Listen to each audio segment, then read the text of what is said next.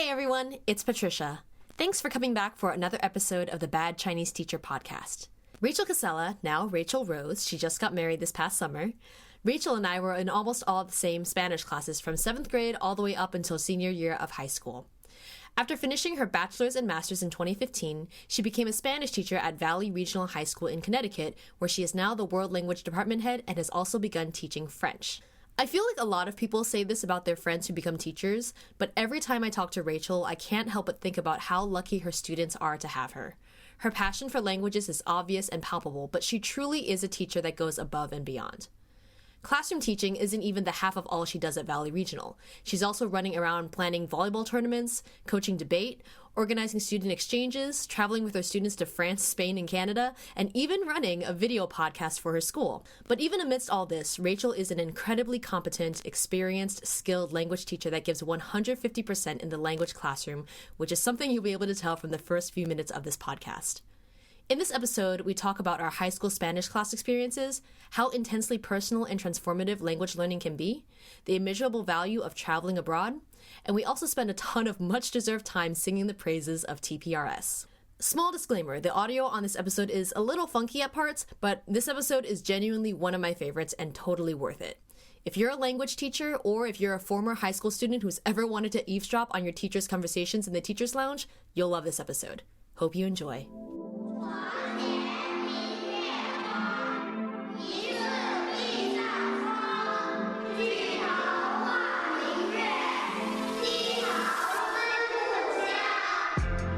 So, do your students still call you Miss Cassella, or do they now have to call you Mrs. Rose? And if so, how do you feel about that now? I'm pretty laid back, so a lot of students that are upperclassmen still call me Miss Cassella. They'll be like, hey, Miss Cassella, in the hallway, and they'll be, oh, wait, I'm so sorry. Oh my gosh, Mrs. Rose, and they draw it out. Oh, but no. I'm like, don't worry, I'm like, it's going to be transition for the next few years. Freshmen, though, Mrs. Rose. And I'm like, oh, okay. So I'm hearing both, and either is fine. That's so wild. I still have students who call me, I'm still very much decidedly a miss, but like I have students who continually call me Mrs. Liu, which drives me crazy. Really? Yeah. Well, but just because I don't want to sound older than I am, but Yes. I understand because all their other teachers are Mrs. But like, I still remember like our freshman year, or my freshman, I don't know if we had the same Spanish teacher, but my freshman year, my Spanish teacher was Miss Adona. No. And she turned into Mrs. Carbone, I think, after I had her. I had her sophomore year. Gotcha. There we go. Yeah, and so, I mean, even now, I feel like that duality, I don't know, I feel like that's one of those things that as a teacher, as a female teacher, you will have to just kind of always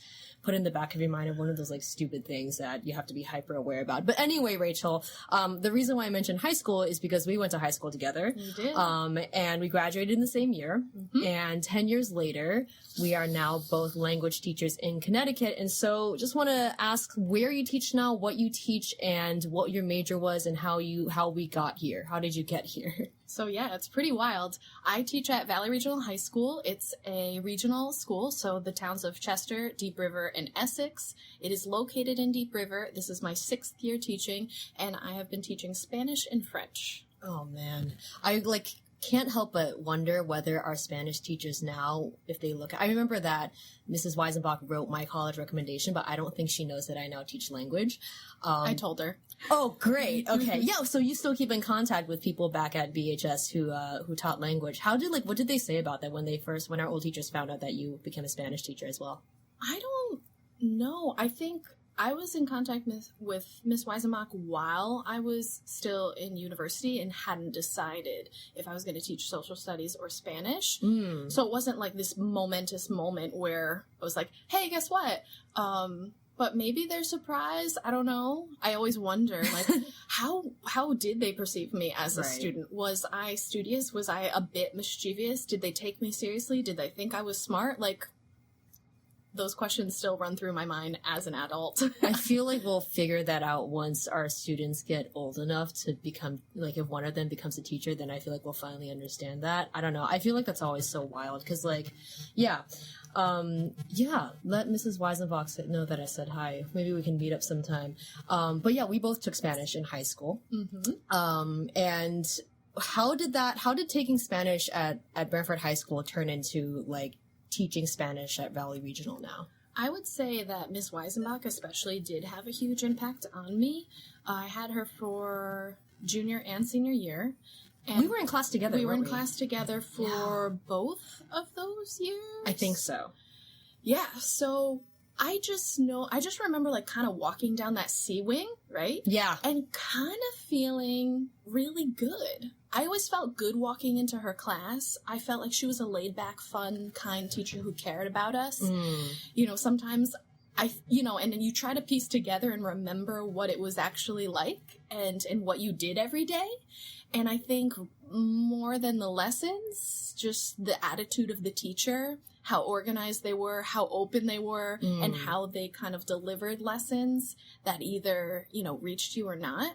So I think she would always tell me, because I was like, oh, I know I want to be a teacher, but I'm not sure if I want to do social studies or Spanish. I love this class, but Spanish was always hard for me. Alana was in our class with us, and her mom was Puerto Rican, spoke Spanish at home, and it just seemed like it came so easy for her. It seemed like it came easy for you. No, that's not true. Listen, there was this, I don't even remember what the project was on, but there was some crazy project. I think it was senior year. You made this insane PowerPoint presentation. Wait, I remember this. Transition slides. Like, I think you recorded yourself before it was very easy to do. And then every single slide, and it lasted a half hour or so in class. Oh, no. I don't know. It may have been shorter, but it was just so amazing. And I was always in awe of, like, you and Alana and other people and Kia in class. And I was struggling. But I just loved it. So Miss Weisenbach always reassured me. She double majored in social studies and Spanish at Tulane, and she's like, you can do both. They are so interconnected. Yeah, I think the one thing that always struck me about Mrs. Weisenbach, because we had her for 2 years. We had her for Spanish 4 and Spanish 5. And I think, like, once you get to Spanish 5, I think there were, like, a disproportionately large amount of kids who took language their senior year. Because I think you and I know that, like, usually when kids don't have to take a foreign language anymore, like, for graduation, they just don't. But there were just a lot of kids who ended up taking Spanish all the way through senior year. And I remember thinking that, like, Mrs. Weisenbach was so into, like, Latin American studies, right? Yes. So much history and, like, sociology was in that class. And because I was like a snooty little 17-year-old, I was like, oh, excuse me, I thought this was Spanish class, and I think that we should learn more language.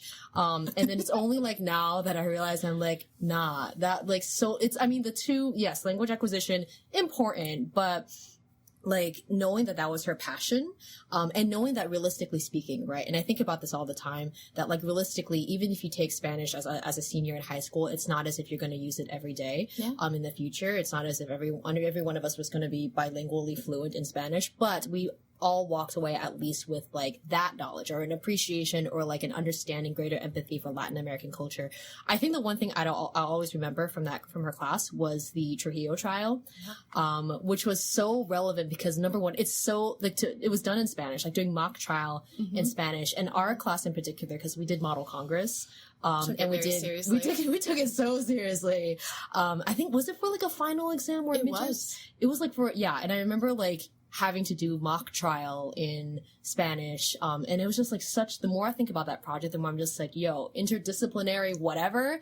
She hit the mark, man. It was so good. Looking back as a teacher and, like, kind of evaluating our teachers, I was like, that is sheer gold. The way she set it up as far as planning goes, because we watched the whole movie that, like, gave us a clear picture of every character, and then she assigned all of the characters. We did tons of research, and I think multiple classes were involved too, which was, quite a bit to organize. And I do think that because she was so focused on culture and history, by the way, I was loving it. That's probably what drew me in. It just made it so real. Yeah. She hit on so many different aspects that could reach so many different students and learning styles and interests, and then just kind of, like, threw us to the wind. Yeah. And I find that I have some of the best teaching moments when I challenge my students beyond what I think they could possibly reach, and I'm always pleasantly surprised. And she kind of did that for us.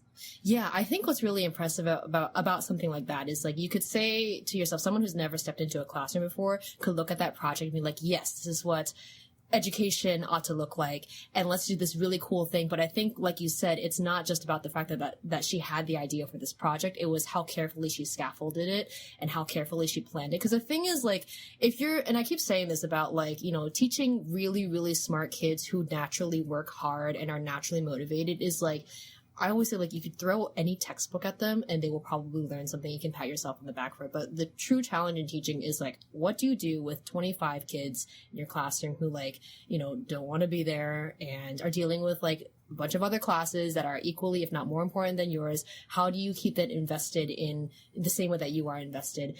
And to pull off something as grand as what she did, and so involved and so, like, idealistic, but also so doable, it just really shows the skill and experience that she has. I'm just like, oh, gold standard, Senora Weisenbach. Yeah. But let's talk a little bit about, like, what, you know, because the thing is, both of us are classroom teachers. You know, neither of us, I think, are in a place where it's like we are teaching students who are definitely going to major in Spanish or Chinese for life. So we both have, like, a shared experience. Yep. Shared experience of, like, you know, we know that a lot of our kids are in the classroom because they have to kind of be there. It's not that they don't like it, but it's, like, how we navigate that and how we kind of, like, the most realistic classroom setting, so to speak. So, like, I kind of want to know, like, what your, what a week in Mrs. Rose's class looks like, and how you do assessments and homework and all of that, and how do you make kids learn? Ooh, great question. First, I want to touch on that it is not a graduation requirement at my school.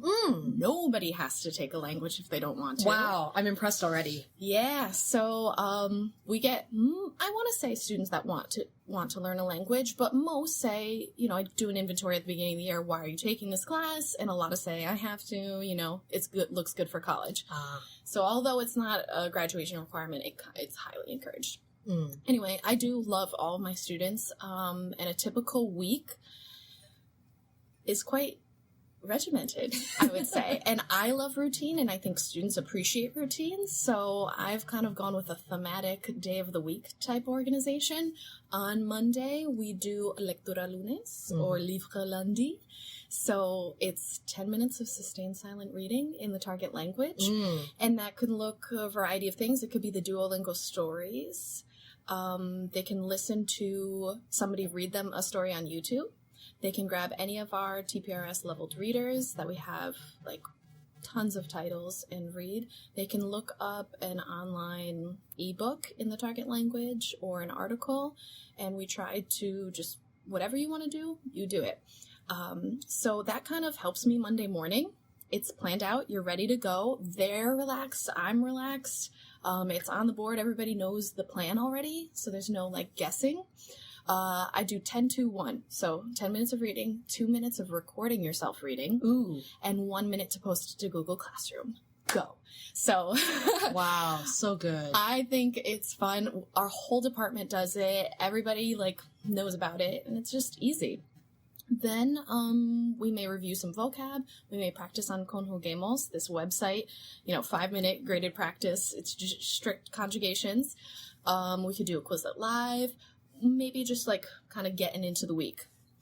Tuesday, probably, I do this fun thing called Taco Tuesday or Taco Martes. And if you want to do it in French, you could do Macaron Mardi. So basically a sheet with a bunch of little tacos or little macarons, and there's a word inside each, and then every word is, like, on a sheet on the back. So it's this competition. We have one piece of paper between us, 2 different colored markers. I describe the word entirely in Spanish or entirely in French without saying the word, like taboo, Pictionary, whatever. Whoever taps on it, we say the correct one and shades it in their color first the most. I throw candy at them. I incentivize it as much as possible. So we have fun reviewing vocab in that way. I do 2 sections. So it goes with their first guided notes, and then that's their study guide for their first quiz. Then I take the second section of vocab, and that's the second, like, part of the chapter theme, and that's the study guide for their second content check. But we do story building in our department. I was going to ask, because you mentioned TPRS, and I was like, because that's what I'm integrating in my classroom now, and it is the best thing that has ever happened in 6 years of teaching. Thing.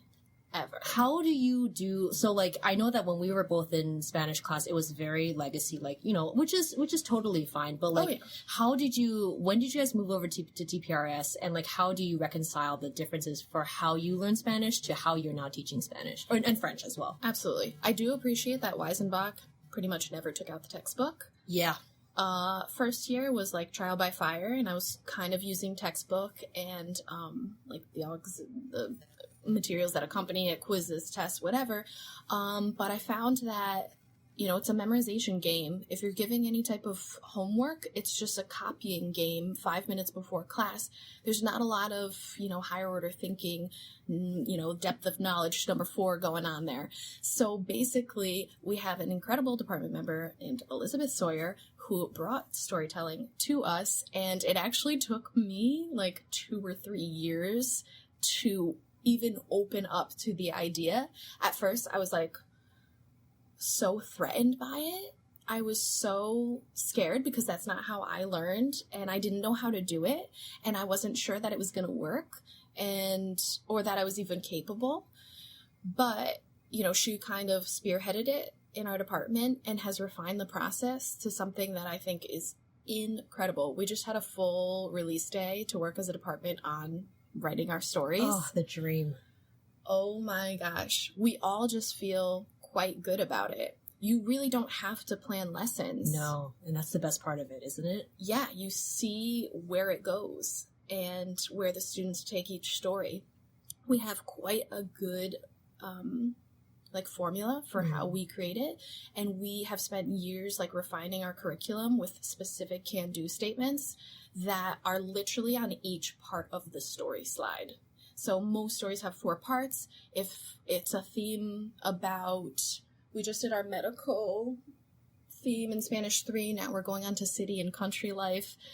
And then you have to, you know, whatever tense you're working on, although you're including all of them, we kind of put, I can, you know, describe life in the country. We just made up a really cute story about a city boy, a country boy and a city girl. So we lay the background for the boy in the farm life, you know? And so I can describe life on the farm, and we describe him, and it's all in the past. And then there's a recycle slide after that. So any questions that you want them to be able to do under I can describe life in the country, you kind of put on that recycle slide for questions. It's amazing. Then we go to part 2. We talked about the girl in the city and what her life is like. And the objective is I can talk about life in the city. Then our end goal is a Socratic seminar on the pros and cons of living in the country versus the city. So then we kind of have them meet and fall in love, of course. But then they have to kind of figure out where they want to live. And that's where we give them the model of how to talk about the pros and cons. It's amazing. You know, we give them the sentence starters.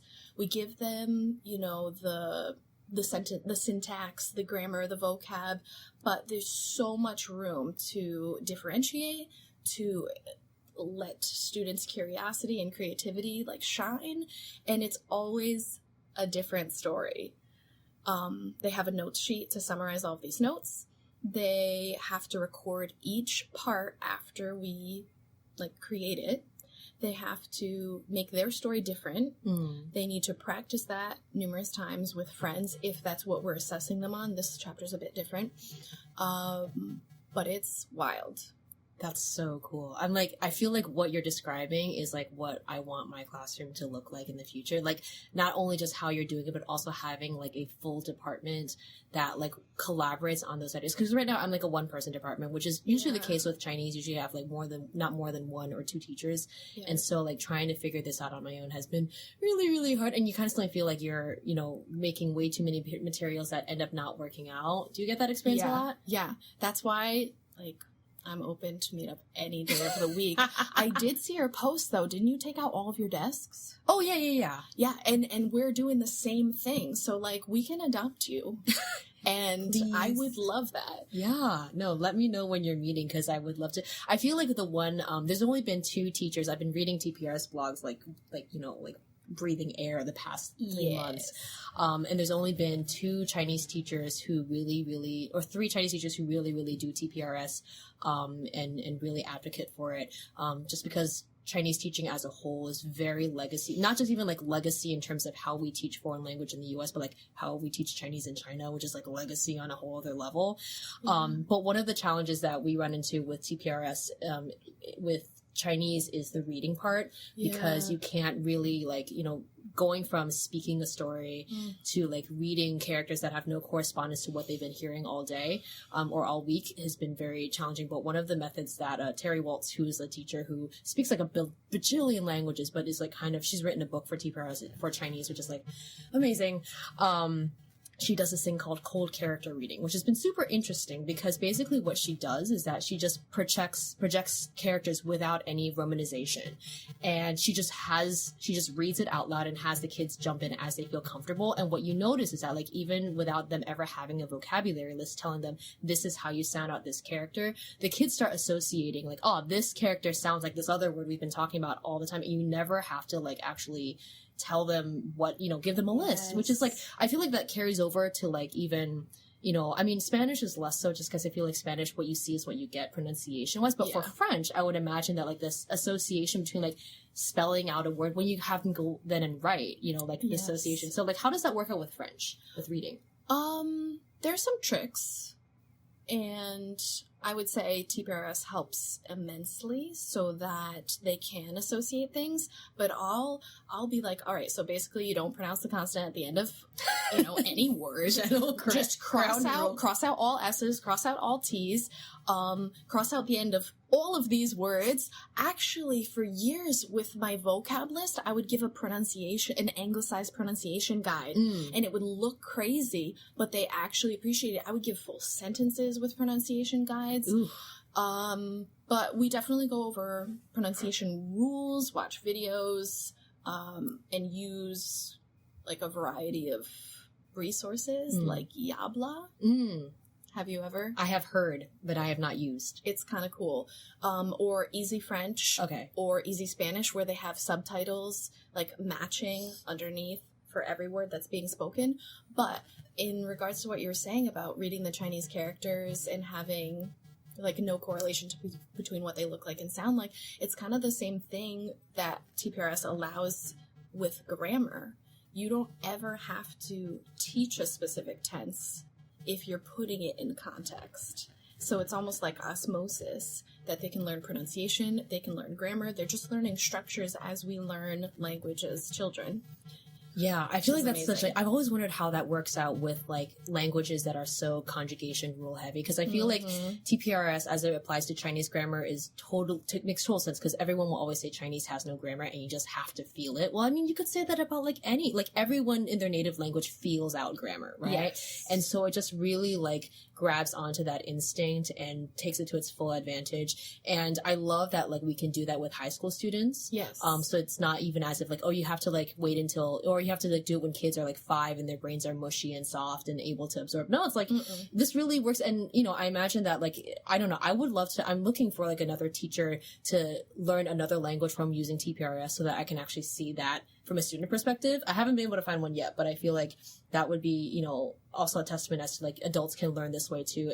And it's probably even easier, right? I feel like the only reason why legacy methods tend to feel more effective is just because we are used to this idea of plugging and playing stuff, right? It's kind of like, give me a quiz where I conjugate the verbs and then just like, here's the formula for conjugation. And then like, if I spit out the correct answers, then I get 100, you know? Yeah. But that's not how language works, right? Yeah. To an extent, you can try your best to learn a vocab list and learn a tense.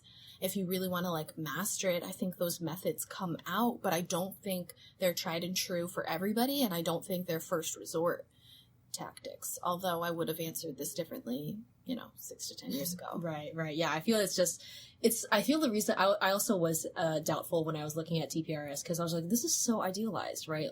Part of me was just kind of like, you know, learning a language is just like learning any other subject and you got to do the work. And like, this just feels too easy. Right. And I feel like even now, I feel like if there were one, I won't even call it a criticism because it's not really a criticism. But one way that people might criticize TPRS, at least from the Chinese perspective, is that things do move a little bit more slowly at the beginning, right? With my beginner kids, they're not writing as quickly, or they're not producing speech as quickly, but that's supposed to happen with like CI, right?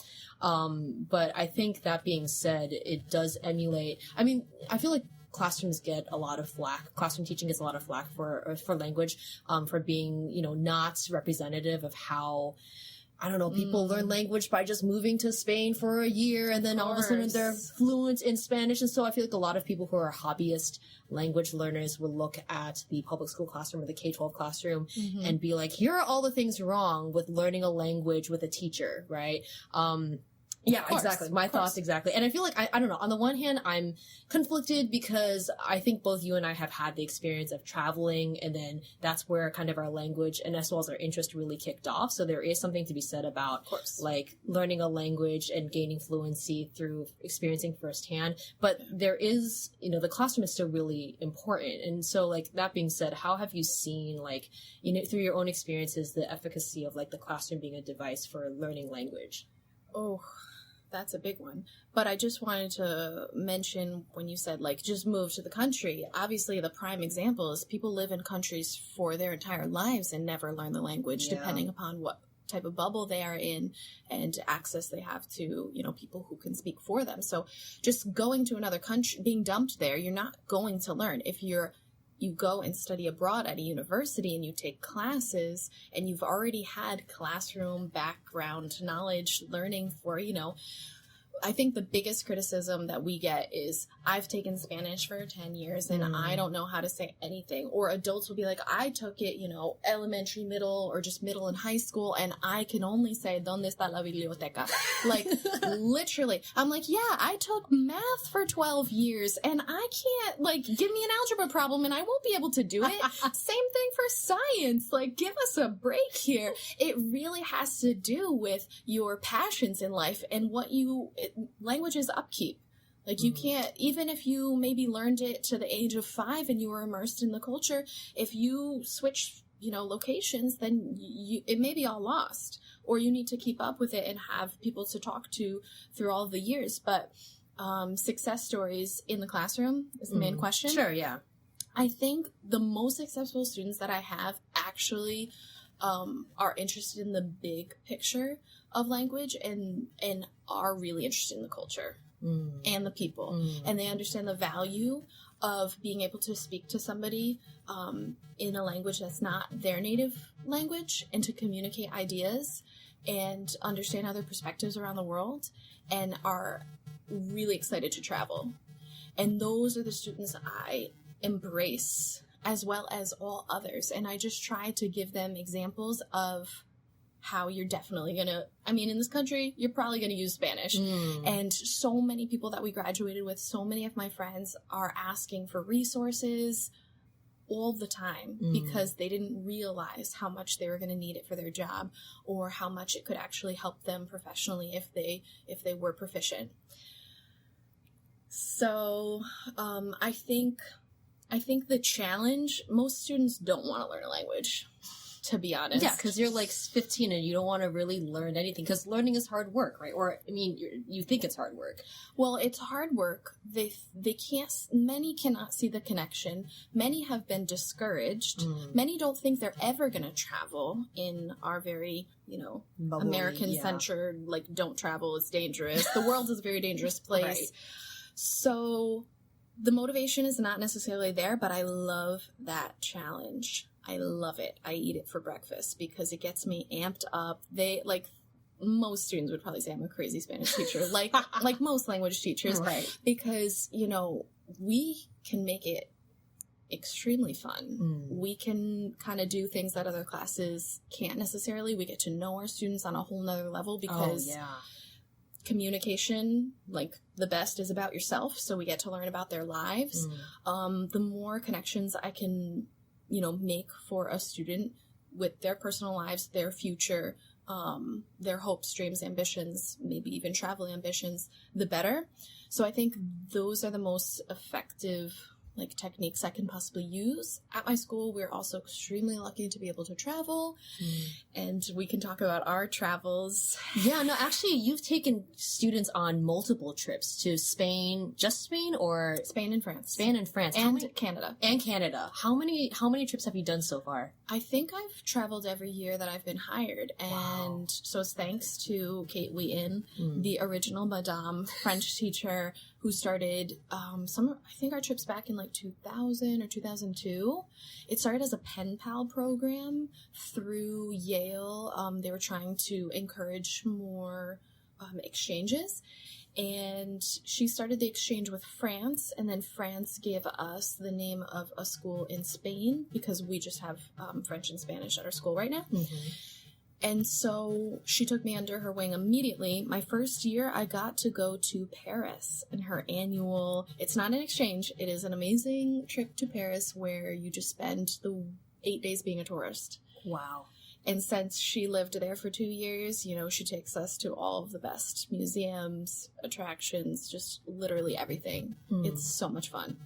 How many students end up going on each trip? That's a very popular trip. So I think that was like 35 kids my first year. Wow. We had 6 chaperones. Wow. But normally it's like 20, 25 because it's expensive. Yeah. The following year, I had to organize for the first time the exchange to Spain. So what was amazing was that when I got hired, they were like, yeah, we have these exchange programs. Are you willing to travel? And I said, yes. Yes, absolutely. So they already had an exchange with Salamanca, which is where I studied at the university, like abroad when I was in university. So I was like, is this meant to be? Is this real life? Is this happening? So I got to like take over that program because the teachers who had prior were kind of like phasing out. So then I got to do that year. The year after, we were supposed to do our French exchange, or maybe we did do our French exchange. 1 year it got canceled because of the terrorist attack in Paris. But when those things happen, I mean, like, this is a general question about, like, just taking kids on trips in general. Because, again, with 35 kids or 20 or so kids, and you're, like, one adult, and you're, like, not even 30 years old, I don't have kids of my own, so much responsibility. How does that, what goes through your mind when you're traveling abroad with that many kids? I guess a lot. But, I mean, Kate has always traveled with me, so I felt confident in, like, her experience. And then I got to go, that first year, we took a parent, so that was actually kind of helpful. I had a lot of trust and faith in the students. Like, you have to trust them 100%. And our correspondent, we don't use a company ever to travel. We organize it all ourselves with a travel agent. He's kind of like, he lives in, I think, Utah. So we've never actually seen him. So we're kind of like Charlie's Angels in that we just contact him. And we have this correspondence. It's amazing. And he sends us around the world, but we never actually meet up. So he is amazing. You can call him 24/7 because we've had some issues. You know, we've had ups and downs where we spent nights at hospitals, you know, flights getting canceled. Kate's had so many issues with passports getting stolen, lost, this, that, and the other. You know, we have an emergency action plan in place. We have extremely supportive administrators and community members. So I think a lot is going through my head to make sure that it's a successful trip, but like it's all in the planning and teamwork. Yeah. As you're talking about that, I'm just reminded of, like, we traveled a bunch in high school too. And I mean, like, thinking about, like, I do trips for Model Congress, which we also did. And even that in itself, everything you're saying about, like, the having to have a plan and just being in charge of this many kids and being prepared for whatever happens, just have a newfound appreciation for, like, any teacher who took us anywhere. Yeah. You know? And, like, we were traveling with 100 plus, 120. To Europe. That blows my mind. I don't know how she did it to this day. Yeah, this was choir, by the way. There was not, like, a Spanish class that had 150 people in it. So I mean, we all wish, but this was choir. 150 people we did Ireland, Scotland, and England, and Wales. And then sophomore year. And then senior year was Italy, where Italy, it's usually like a 10-day trip, but like that was, in 2010, there was that volcano explosion in Iceland, and we were stuck in Italy for an additional like week. Was it even a week? Heartbreaking, truly. I know, yeah. Oh my gosh. I think it was actually a week, if not 8 days. Yes. Which sounds terrible. And everybody left because flights were so hard to get. Everybody left in waves. So it was almost like Survivor being voted off the island. Like, I remember this, yes. You found out that morning who was going home. And a lot of, like, we were seniors, but underclassmen were crying. Yeah. They were distraught that we got, quote unquote, stuck there, yes. You know, at a 4-star resort with an Olympic-sized swimming pool. Right. So I think they had the underclassmen go home first, and we were like the last group, I think, to be sent home. And I think we were rooming together. I think me, you, Alana, my sister, and then, you know, other people got to go in that last wave together. Yeah. And I think during the reason why we were part of that last wave was we were also like planning out. It was like Kathy Ann had like, we were her minions, because that's how you function with 150 kids. You employ other students as I mean, I do that with Model Congress now, and it's like the best thing. Yeah. But like having we were part of the crew that were like arranging flights, which I'm just like, experiential learning, I suppose. But yeah, that was so wild. And it was just like, I mean, I feel like the itinerary was over after 10 days, and it was just a week sitting in this like resort at Lake Garda, and then going to the same town center every day. Yes. But it was just having that, you know, I feel like that experience being quote unquote stranded was actually so important, almost, because I feel like whenever you take kids you have to heavily itinerize everything, right? Because what else you're not going to let, like, this is not college, right? This is not vacation. Safety. Oh yeah. You're not going to let 14-year-olds just kind of do whatever. Like, free time is such a dangerous thing, you know, when that happens. But like in that context, it was so much free time. And just being able, you felt like, I just remember like feeling like we were just almost studying abroad in that sense, you know? Like, I mean, this sounds so like weird, but like, there were some beautiful moments. Like, of course we gained an insane appreciation, but especially for their public transportation. Do you remember taking like the bus that just came around? Yeah. For like elderly folk that didn't drive, and we could just hop on that too and get down to this. We had a lot of freedom, more than, you know, maybe we should have. But also we got moved to that kind of like villa at the end. Yes. With a porch on the back deck, almost like a back I remember deck. this. Yeah. And we had hours to kind of sit out there and literally listen to nature and animals. And Alana had this great Italian playlist. And that is possibly my best memory from the trip. Oh man. Was just feeling like we did live there, and like what it would be like to live in another country, and just how just life-changing it was. Yeah, I mean, yeah, it's like those I feel like if you were, I don't know, I'm trying to imagine myself as Kathy Ann right now, and I'm just like, I mean, we're relaxing. She was probably having like 14 aneurysms all at once, because can you imagine? No, because there, now I see that there are other things that happen, like kids getting homesick and crying uncontrollably. Yeah. And mother status kicks in hardcore. And when you're, you know, early 20s, you just are doing your best. Yeah. Or like we have students live with families. Oh, during the trips? One-on-one. Yeah. And everybody's like, oh, like very nervous to do that. And I reassure that it's okay. Like, you're going to have a family for life that you can come back to, stay in contact with. You're going to be surprised how great it's going to be. But sometimes they aren't best friends and it doesn't click, and you have to switch homes in a homestay, or you have to console students that are having a hard time, or somebody gets sick. Even if it might be a 1-day thing. I had a 5-day thing at a hospital situation where wasn't sure if we were going to make it back with the rest of the group. So that sounds like such a nightmare. Like, literal, I have nightmares about that. I like to think like certain wrinkles were formed on certain trips. And lots of teachers think that I'm crazy for ever traveling with students because it's during our vacation. Certain years I had zero, like I would travel for 1 year. I did Thanksgiving break, February break that we don't even have, and we don't really have a Thanksgiving break, and spring break. So I only had like that Christmas break. And, you know, you kind of, you get to go there for free, but you also lose out on your vacation time. Yeah. And certain teachers think that I'm nuts, that I'm absolutely crazy. But I think it all stems from me having those opportunities and wanting to create that. You studied abroad in undergrad, right?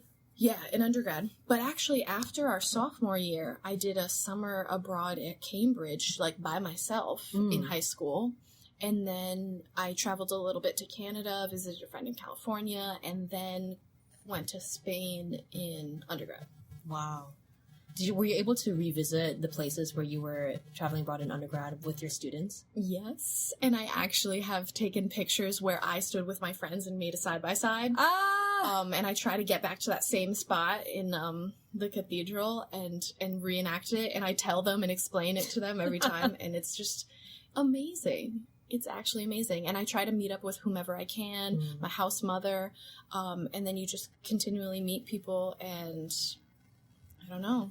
It's just wild. Yeah, I feel like, I mean, mentioning back to like what you're talking about, like the immense risk of taking children literally anywhere, right? I mean, you know, I think on the one hand, if you're thinking about like, you know, I mean, it's well within a teacher's right to be like, you know, I'm paid to be in the classroom and I'm paid to deliver lessons from, you know, 7:30 to 3:30 every day. And so that is the extent to which I will be working, which is, I think, very fair and probably very healthy. Yes. Right.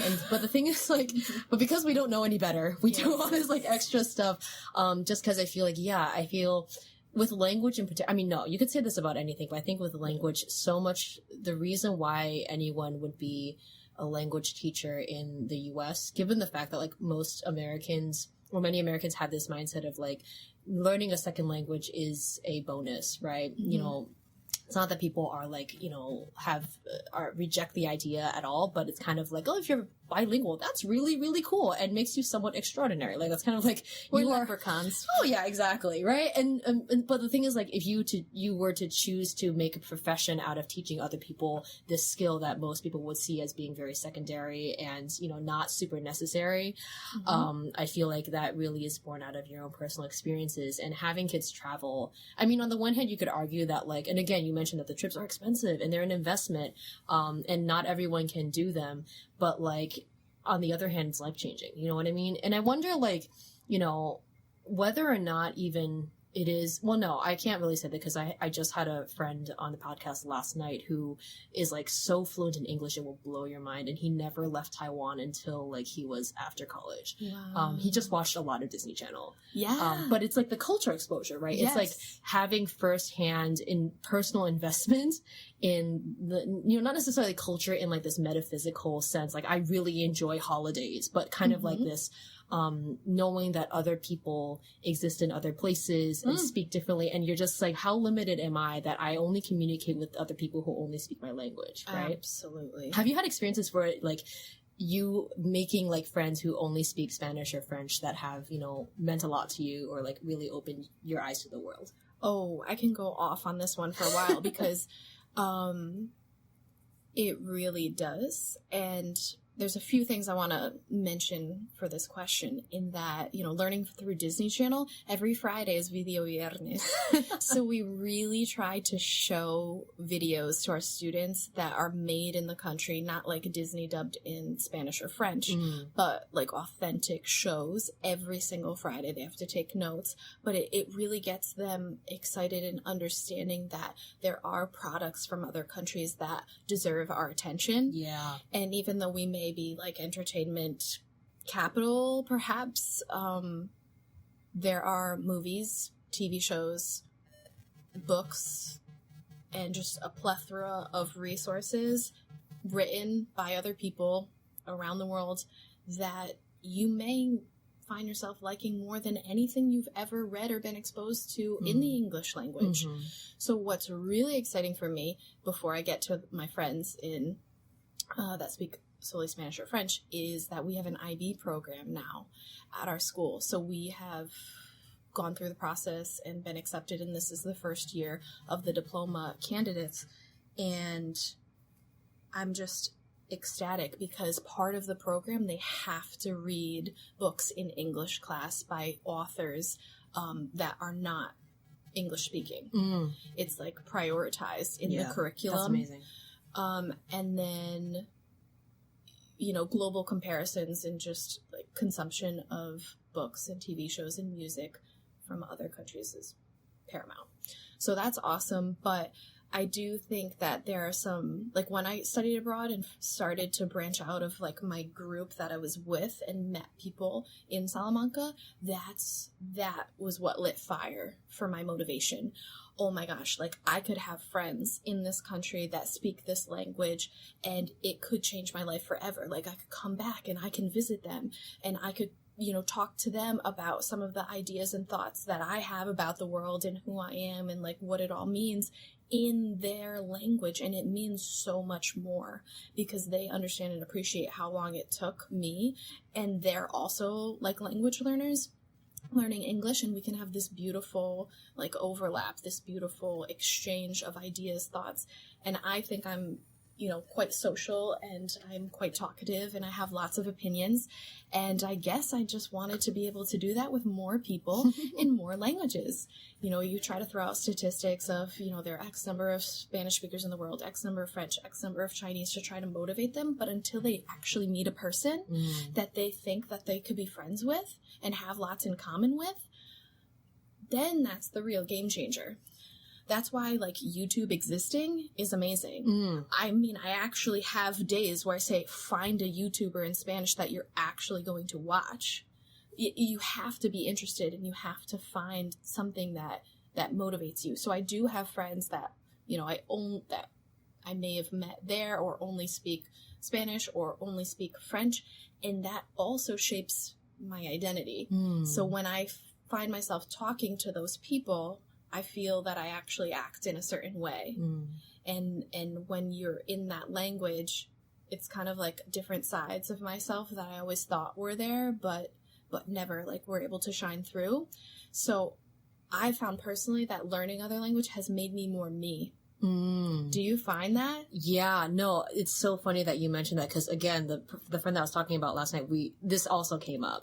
This idea of like being a different side of yourself when speaking another language. Sometimes it's out of necessity. I mean, what I say about my Chinese self is that because I feel like, I don't know, I feel like I lack social awareness in Chinese in the sense that like, if I'm being socially awkward, I can't tell. And so I don't care, right? And so as a result, when I speak Chinese, I'm just a lot more forward. I'm a lot more willing to pick fights with people. Hey. Which is like so strange. So but not you. Oh, thank you. Thank you. I'm a lifelong pacifist and I hate confrontation. Unless it's in Chinese, then I don't care. There was this really great moment when I was in China last summer where, you know, Chinese tourists have this bad reputation of being very, very pushy and confrontational and demanding or whatever, right? And so we were at the airport and it was getting very, very close to the flight departing. And there was just one person at the counter, spending forever on someone who had a problem, and other people in the line started getting restless and like yelling at the person at the counter, which is like such a mean thing because like they're at the counter just trying to do their job. But then I realized it was like, if I don't start yelling too, then no one will pay attention to me. You know, like it's that kind of like, and you start understanding like, oh, it's not just like Chinese people have this reputation of being just loud and pushy. It's like a matter of necessity. And so that kind of empathy, right? I'm not sure if this is the best example of cross-cultural empathy, but it definitely mattered a lot to me that I understood that. Then you start realizing that like, you know, yes, being able to be another version of yourself in another language is something that I feel happens, is a very universal experience, right? But also gaining that cross-cultural empathy, this idea of, I'm so glad that your school is taking that IB program so seriously, because I think another thing about, being in the world language classroom is that you decenter the dominant culture. Like it's the one place where like American rules and expectations, English speaking rules and expectations don't apply. And so everyone is an outsider. Right. And I think this is particularly true, the fact that both of us are non-native speakers. And so it's almost as if like, you know, I think critics would say it's like the blind leading the blind, people who believe that like only native speakers should be teaching languages, which I think is kind of silly. I understand the concern, but I think it's kind of silly. But this idea of like decentering, people's expectations, and the idea that, you know, I feel like, I don't know if this is your experience, but I also feel that like students nowadays are a little averse to being uncomfortable, because they have the option to like leave that discomfort. And a lot of the times that is very necessary. But I feel like learning a second language is inherently uncomfortable. Like, you know, just the mechanism of saying something and being wrong the first 99 times you say it, because you're just learning it. But I think, you know, like you said, people who you meet, who speak that language, who you become friends with, by and large are encouraging and nice, you know, and that is such a motivator for wanting to do better, right? There's that great, like, Nelson Mandela quote that's like, you know, if you speak to a person in their second language, you're speaking to their head, but if you speak to them in their first language, you're speaking to their heart. And that kind of connection is something that I would love all my students to, like, they know that is true, just logically it makes sense, but for them to experience it would be the coolest thing. So the Charlemagne quote about having a second language is to have a second soul. Ooh. Oh, yes. So, I mean, imagine having multiple souls in that you're just enriched tenfold each time. Going back to, like, different identities with each language, when I took all of my French classes, they were so heavy with food. I had to take so many food classes. I had to take one class where every chapter was a different course. Like, what book is this? What, like, curriculum is this? It's so wild. It was amazing. But, like, your starter, your amuse-bouche, for, like, literally amusing your mouth and taste buds, like the starter, l'apéritif, so the whole idea of having just, like, a small snack and, like, a drink prior to dinner with friends, or instead of having a full-on dinner with friends, you had the entrée, you had le plat principal, you had the dessert, you had the after dessert, like the café friandise, you had everything. So each chapter was linked to readings, grammar, and had a recipe or multiple recipes. I literally had to cook and film myself cooking and narrating, 4 dishes for that class. Wow. So sometimes when I'm cooking or speaking French, that that foodie side of me can come out a bit. Also, certain songs that I've exclusively listened to in French, certain movies, certain TV shows, and then the families that I've stayed with. So on the French exchange, I've also lived with the families. We live with families as well. So the women that I've lived with and the families that I've lived with all kind of add to, imagine being raised in 3 different countries. Like, you're going to act differently in each country. And then the same goes for Spanish.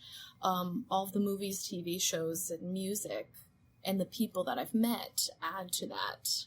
It's the spice of life. Yeah, I think what's so cool is that, like, you're obviously so, willing to connect with people. And I feel like one big challenge that a lot of students face is that, like, oh, well, I'm super, super shy, which I think is legitimate because I formerly was also super, super shy. And I feel it's really hard. I feel like people who are naturally extroverted do tend to have an easier time, like, opening their mouths and talking. But I think, like, again, going back to the whole, like, if you are speaking a different language, you have permission to be a different person, right? Especially if your language isn't perfect, because then if you're just, like, being whatever, people just think it's very charming. You know, they're not willing to judge you socially as much, which is kind of cool. But yeah, I mean, with my introverted kids, it's like, it's like, this is your one excuse to, like, not be introverted. You can say whatever. I mean, you can't say whatever, but, like, you can say it however. And you don't have to be as socially conscious. And in that way, it's the practice of, like, being a different side of yourself. So actually, I think sometimes the introverts can have an advantage. Oh, yeah? Because you can almost put on a different hat and pretend to be, like, a different person. And then it could be a natural way for you to break out of your shell. Yeah. A bit. But on the other hand, those students who aren't scared to make a mistake, it may not even be introvert or extrovert. I find students that are just so scared of making a mistake, like I was, have the hardest time breaking the barrier to fluency. Because if you don't practice, you can't correct yourself. Yeah. So I think, but when you have, like, teachers that are there, like, kind of holding your hand and being your cheerleaders, I think it makes all the difference. And that's the fun part of my job, is, like, we're also, like, coaches. We're also, like, parents. We're kind of like that cool aunt, I guess, that, comes in, swoops in, because even at university, I was too scared to stay with a family. I stayed at a residencia because I was too scared. I was quite a picky eater. And I was scared to, like, have foods that I didn't, like, that's a big thing for a lot of students going on my trip. And I totally understand, but I'm kind of there, like, cheering them on, saying, like, just take this risk and you're going to win in the end. Yeah. And in the classroom, we have to do that every single day. And for our assessments, when we were in high school, I mean, we did have those cool projects where we did lots of skits and we spoke in front of the class. But most assessments are, like, spoken interviews with me one-on-one. And I think back, like, would I have been able to do this? I was so scared of being wrong. And it was such a challenge for me. But I think if we set them up for success and we have that high expectation, it's really, really cool. I always say, like, you guys are a million times smarter than me that I was at your age. Yeah. And you're doing all these things and having these opportunities, like, earlier than I did. And it's amazing. Yeah. Yeah, I think, like, one thing that I have kind of been thinking a lot about in recent years is, like, how to assess in foreign language, because so much of assessment in the traditional way is kind of like you either get it right or you get it wrong, and then, like, you deduct points out of 100 for things you get wrong. And I'm just like, yeah, but, like, the process of learning a language is all about getting it wrong and then getting it less wrong progressively. And so, like, if you're dealing with kids who's just like, they get a 40 out of 100 on something, that to them is like, you know, a death sentence almost. And I'm just like, no, you're supposed to be at 40 out of 100 at this point, you know, like this experience of getting it wrong. So I'm just like, I don't know, I need to get in touch with your cohort of geniuses over at Valley Regional and be like, let's talk about assessments. I think that we've taken a lot of the darkness out of assessing students in a language, and I'll just briefly touch on a few ways. We truly believe that you can you realize, and students intuitively realize their own mistakes in a language on their own, most of the time without having to say anything. Like, if you've been exposed to a fragment of language for like many times, you kind of know what it's supposed to sound like. If I, conference with a student and I ask, like, what'd you do well? What could you work on? They really know. And we actually have this whole, like, pre-assessment practice where they practice with 5 other students and rate 5 other students. So we try to get them as familiar with the rubric as possible, and we try to grade as holistically as possible. Yeah. They're like, what if I get a conjugation wrong? Oh, -5, it's not like that. It's the big picture, and I try to explain that as much as possible. We do a cool thing with proficiency tacos, actually, at the beginning of the year. Describe a taco with 1 to 5 words. Describe a taco in a few sentences, simple sentences, no connecting words. Describe it, in great detail with connecting words. Describe a taco in a paragraph, your best paragraph. And we kind of try to show them in English where they're at proficiency-wise. We talk so much about actual standards. It's not even funny. And we compare it as much as possible to any skill that they're learning. And I talk about my figure skating career. Yeah. And how they're the exact proficiency levels: novice, intermediate, and high. And like any skill that you are learning, you're gonna make mistakes, and you need to practice daily. Okay? And it's all about growth. So we do some cool formative and summative assessments. And we have a very nice rubric that's on a sliding scale that we use for every single class. We have an interpersonal, a presentational, and a communicative, obviously the 3 modalities, but we mostly use presentational and interpersonal. So mostly interpersonal. So it's, you've got, like, language and structure, task completion, grammar, if you understood the question and if you were easily understood by the reader. And we try to make all of our spoken assessments in line with the story that we've been telling for the whole chapter, and it relates to their lives, and it's relatable, something that they're interested in, and it's a story and it's interesting. So if we did a whole story about medical emergencies, then they would have to tell us a medical emergency, fictitious or otherwise, that happened. Who, what, when, where, why. And then we try to, like, make the questions fit with the tense. as much as possible. And I actually just assess them. We look at the rubric, have a discussion about it right there, or show them the grade. And then, if they got below a 75, they can redo. And it's all about growth.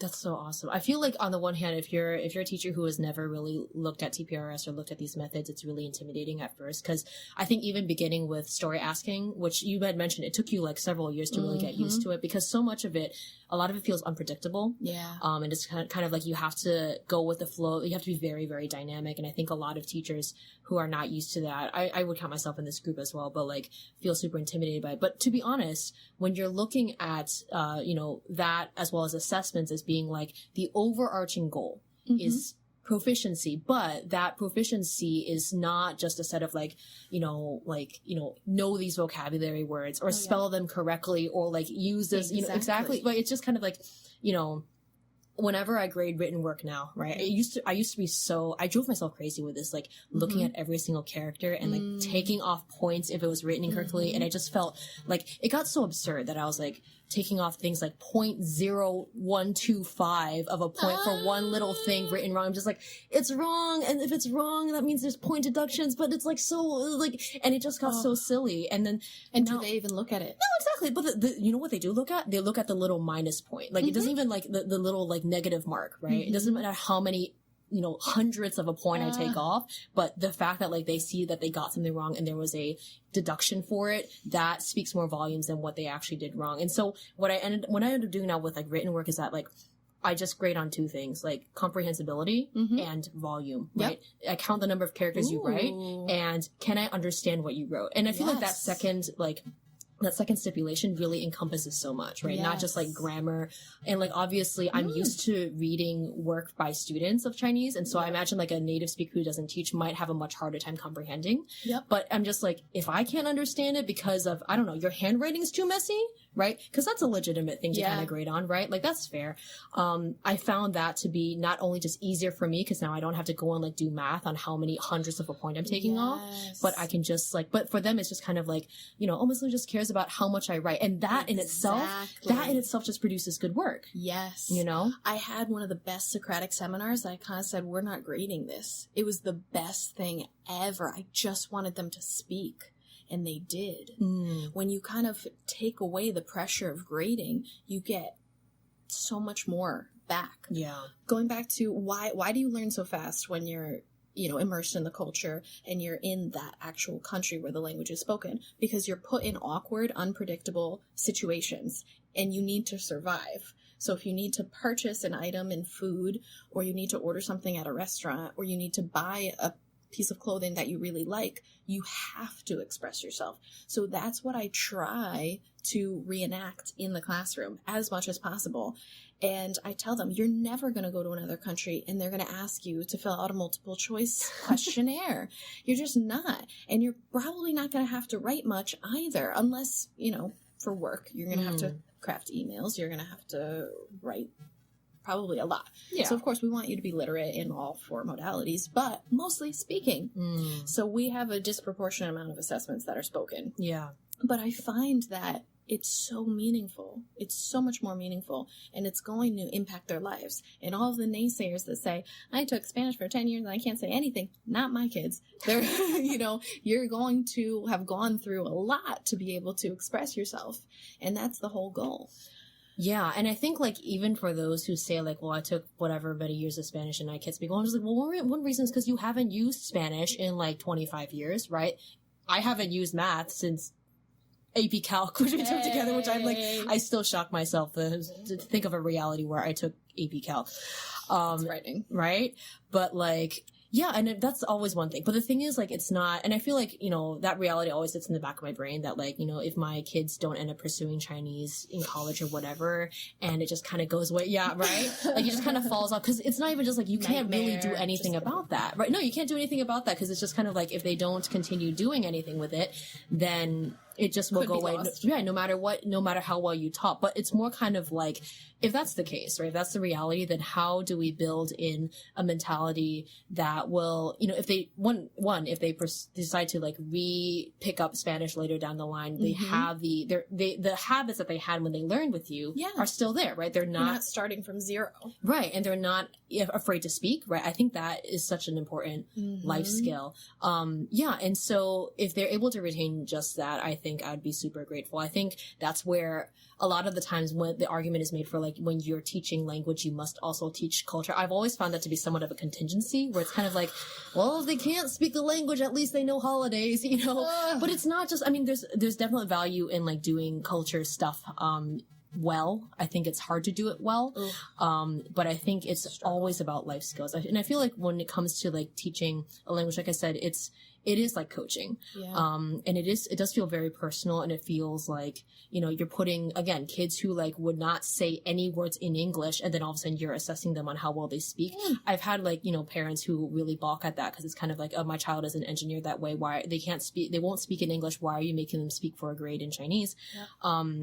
And I'm just like, this is a life skill, man. Like, and I think part of the core of this course, this is not like a side effect or like collateral damage. It's like, this is the heart and soul of this course. It's not just learning a language, but also being able to be more of yourself, and using language as a way of doing that. And I think like we keep saying, I think like even as language teachers, I think that like language teachers, really do pour a lot of themselves into what they teach, more so, I don't want to say more so, but like in a very much more visible way than teachers of other subjects. Yeah, I find that I feel like the mother of a 14 to 18-year-old on rotation.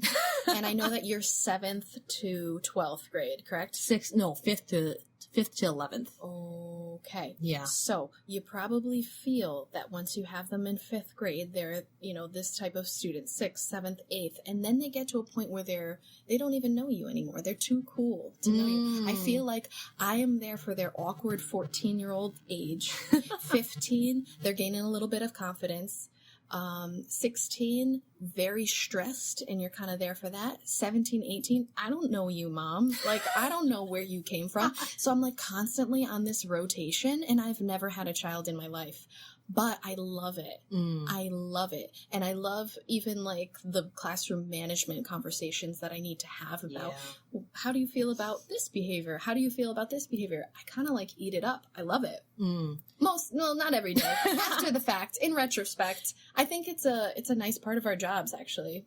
In loco parientes, we're in place of the parents. That's part of our responsibility. Yeah. And it's not something I take lightly. Right. Would you be able to say that you have like a favorite age group? Or can you not say without risking offending like 3 classes? Yeah, no. I think each brings their own pros and cons.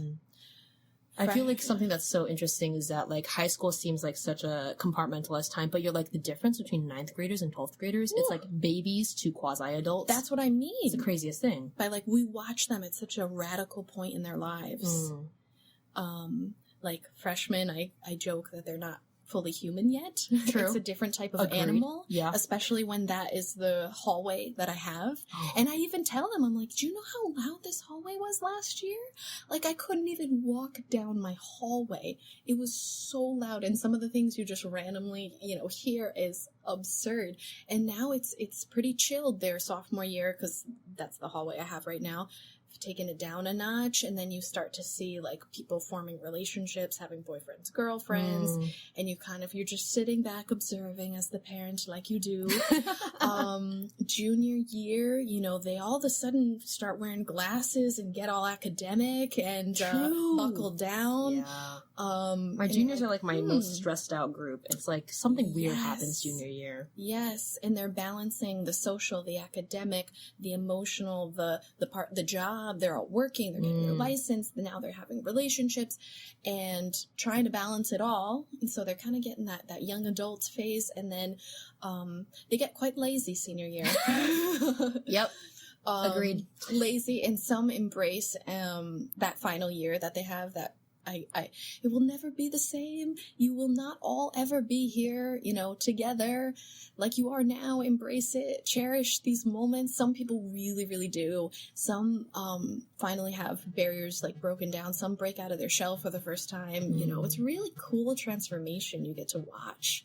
And I love that too. Yeah, I think every single time I see, like, I don't know, it's kind of funny that it's like we almost never left school. Yeah. I don't think we'll ever leave school. No. It's a weird thing. But the thing is, like, on the one hand, and this was especially true when I first started out, was like you keep making connections between like, teaching high school and then like, okay, what was I like in high school? But then like as time goes on, you realize that feeling does go away for better or for worse. You know what I mean? And I think once that feeling starts, like, you stop relying so much on like, I don't know, having your preteen or teenager self be a part of your teaching self. And then you grow into more of yourself. It just becomes, you just get a lot more comfortable and a lot more at home. To blossom like they do. Yeah. I really feel it. Yeah. And it's almost like therapeutic watching so many stories unfold before you. You kind of just file your story away with theirs. Yeah. One thing I have to keep reminding myself, because I feel like a lot of times when I'm teaching, I have more days where I feel like, man, I did such a bad job today. I mean, that's just who I am. But like, one thing that I always have to keep reminding myself is that like, and I keep comparing myself to like teachers who do a really good job, as if like there's no other option. For you either like are terrible, like irredeemably terrible, or you must be the best, right?